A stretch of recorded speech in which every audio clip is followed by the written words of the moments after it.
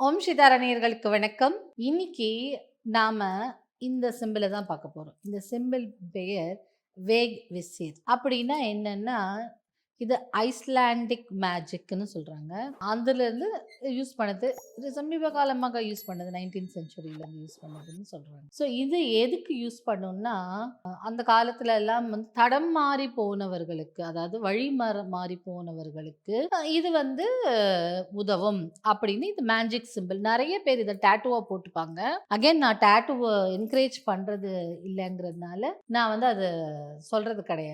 But இது மாரி நீங்க வரைஞ்சு உங்களோட வச்சுக்கலாம். இது எதுக்குன்னா, மெயின்லி இது வந்து எப்படி எடுத்துப்பாங்கன்னா, நான் டிராவல் பண்ணும்போது கன்ஃப்யூஷன் இல்லாம டிராவல். அந்த காலத்துல ஜிபிஎஸ் இல்லல்ல. பட் இது technically it can be used. நம்ம வாழ்க்கையிலயும் யூஸ் பண்ணலாம். நமக்கு வந்து வாழ்க்கையில என்ன பிடிப்புனே இல்ல. தடம் மாறி போகுது. சில பேரோட வாழ்க்கை தடம் மாறி போயிருக்கு. நம்ம கண்ணு முன்னாடியே நம்மளுக்கு பிடிச்சவங்களோட வாழ்க்கை தடம் மாறி போறத பார்த்துருப்போம். அவங்களுக்கு ஒரு நல்ல வாழ்க்கை வேணும்னு நெனச்சிருப்போம். அப்பலாம் இந்த சிம்பல நீங்க பார்த்துக்கிட்டே இருக்கலாம். இல்ல பார்க்கும்படியா இத ஒட்டி வச்சிடலாம் எங்கேயாச்சும். இல்ல இந்த மாரி ஒரு கார்ட அவங்க கிட்ட பர்ஸ்ல போட்டு குடுத்துடலாம்.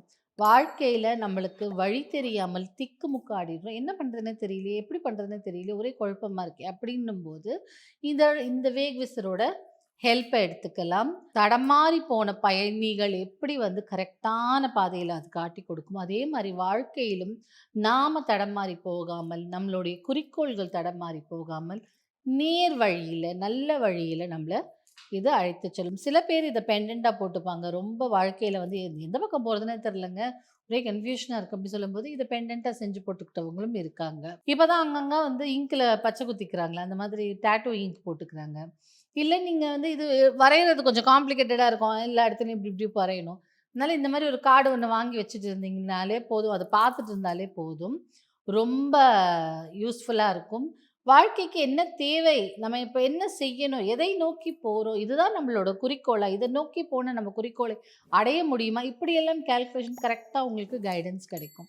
அப்படின்னா என்ன அர்த்தம்? அப்படியே ஒரு எனர்ஜி வந்து இறங்கி உங்க முன்னாடி வந்து ஒரு பேப்பர்ல எழுதி குடுக்குமான்னா, அப்படிலாம் குடுக்காது. அந்த மாரிலாம் எக்ஸ்பெக்ட் பண்ணாலும் நடக்காது. நம்ம ஏஞ்சல்ஸ் சொல்லும்போது, ஏஞ்சல்ஸ் அப்படியே சிறகை விரித்து வந்து நின்னுகிட்டு நம்மளுக்கு வந்து ஹெல்ப் எல்லாம் பண்ணாது. ஏன்னா, இப்போ கேட்கிறவங்க எப்படி கேட்கணும், ஏஞ்சல்ஸ் முன்னாடி வருமா? இவ்ளோ பெரிய ஏஞ்சல்ஸ் வந்து நிக்குமான்னா, நம்ம என்ன அவ்ளோ பெரிய புண்ணியாத்மாவா ஏஞ்சல கண்ணால பார்க்கறதுக்கு, கடவுளை கண்ணால பார்க்கறதுக்கு, அதுக்கெல்லாம் நமக்கு ஓரளவுக்கு புண்ணியம் செஞ்சிருக்கணும் இல்லையா? அந்த மாதிரி நம்ம அப்படி எதிர்பார்க்காமல், ஏதோ ஒரு வழியில நம்மளுக்கு வந்து அந்த மாதிரியான விஷயங்கள் உங்களுக்கு வந்து சேரும். இப்போ நீங்க அ இல்லப்பா யாரோ வந்து வருவாங்க, உனக்கு அட்வைஸ் பண்றாங்க. "நீ என்னோட வந்து பிசினஸ் பண்ண. நான் உனக்கு கைட் பண்றேன்." அப்படின்னு சொல்லிட்டு ஏதோ ஒரு வழியில சொல்றேன்.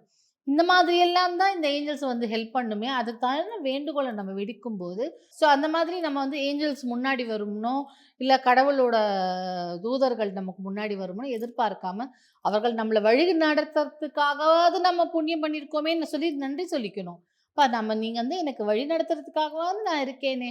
அப்படியாவது ஒரு நல்லது பண்ணியிருக்கேனே!" அப்படின்னு நெனச்சு நீங்க சந்தோஷப்பட்டுக்கலாம். அந்த மாதிரி உங்களுக்கு வழி தடமாறி போகும். இந்த இந்த சிம்பலே உங்களுக்கு வந்து கரெக்ட்டான வழியில கொண்டு போகும். உங்களுக்கு குழப்பங்கள் தீரும்.